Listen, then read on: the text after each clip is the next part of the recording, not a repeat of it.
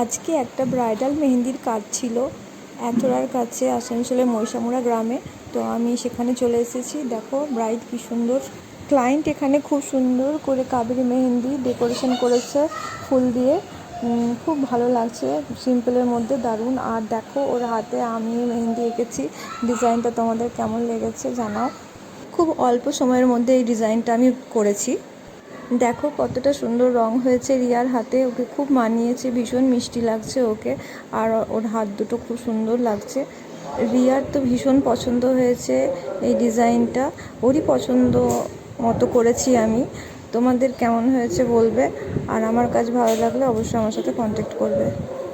আমার contact number হলো 8900255051।